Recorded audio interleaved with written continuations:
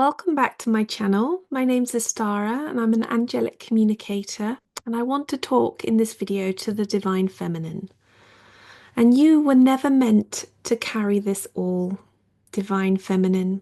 If you're on a twin flame journey, I just want you to know that there is a lot of myths that we're about to dispel about this situation and this journey. You were never meant to heal your twin, or save your twin, or rescue your twin, or prove that you've done the work to be worthy of reunion.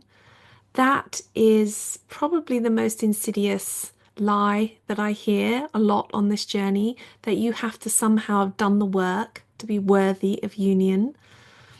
That's not love, and that's emotional labor disguised as spiritual devotion. That's not a healthy situation to be in.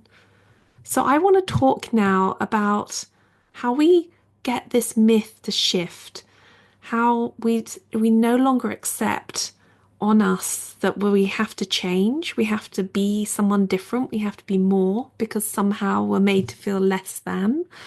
This is a myth that has run deep through the twin flame community. And I'd also like to say that this myth that the feminine is not enough is a patriarchal myth, a myth that's been spread like a virus and has affected many, many females who feel like they're not good enough. It's affected your abundance, it's affected your self-worth, your self-esteem, your ability to create what you want into the world. It's a lie.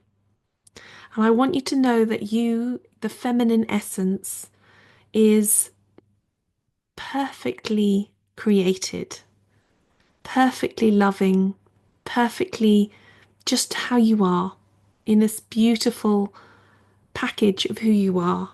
The myth that you're told is that you somehow have to be perfectly healed, or perfectly loving, or perfectly surrendered, or some sort of state which is impossible to get to, some sort of saint. That's what my friend said, that you have to be some sort of saint to reunite with your divine counterpart.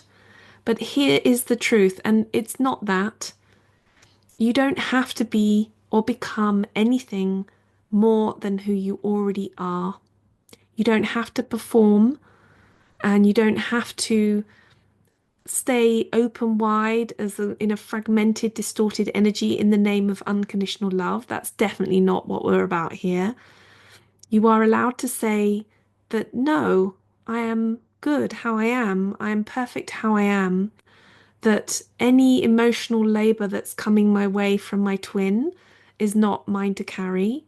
And by emotional labor, I mean that sometimes you can feel a pull from your twin.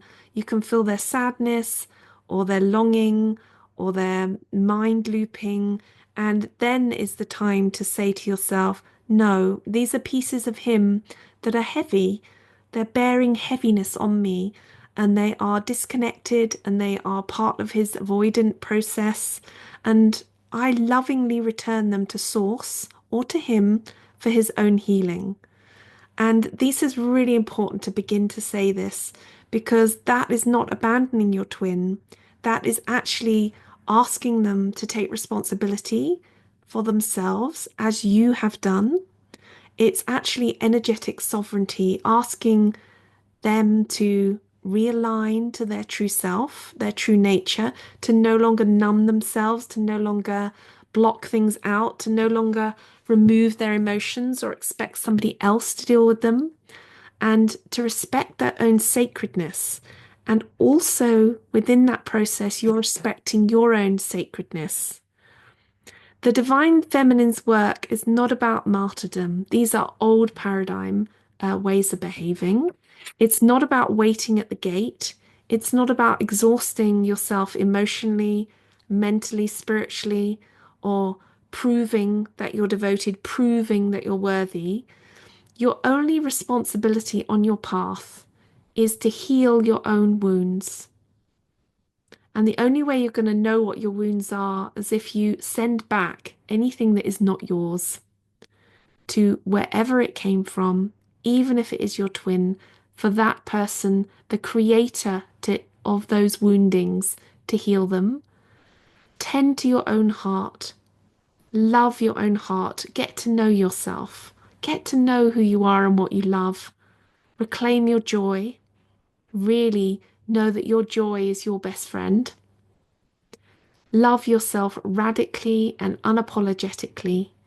And if you don't know how to love yourself, and that can be hard, that can be a real tough cookie to work out. How do I love myself?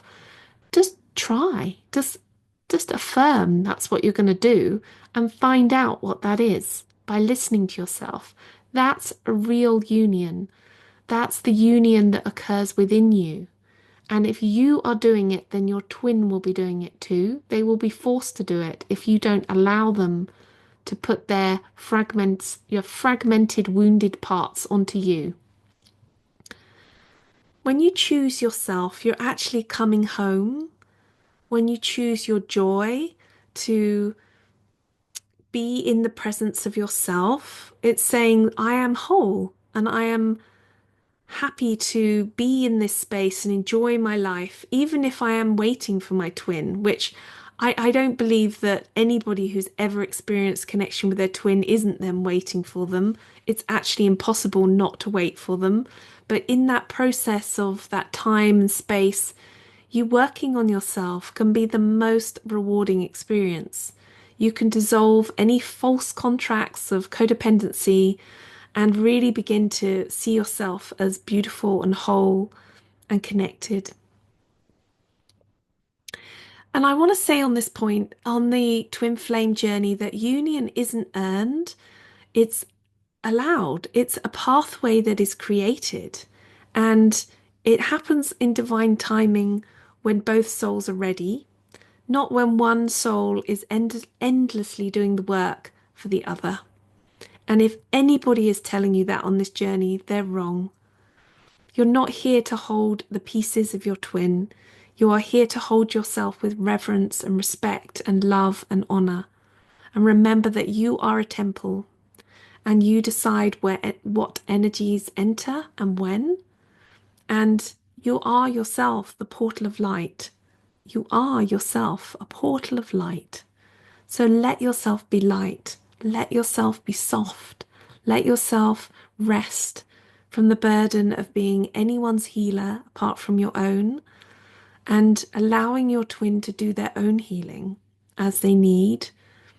And just to know that this journey, this path, that your twin came to activate you and to remind you in this beautiful mirror quality that you are perfect. You are loved, you are perfect, and you just have to be yourself. That's all there is to know in this journey, that you are loved, you are sovereign, you are sacred. And if you want to know more about what the divine feminine is, you are on the journey of discovering that. So thank you for listening. If you're on this journey and you'd like to do more work with me, I have a twin flame workshop every other month online. Go to my website to have a look. And if you want to subscribe to the YouTube, I would love to hear your comments and anything that's going on in your journey, or for more transmissions, particularly from the Angelic Council of Light and from me, Astara. Lots of love.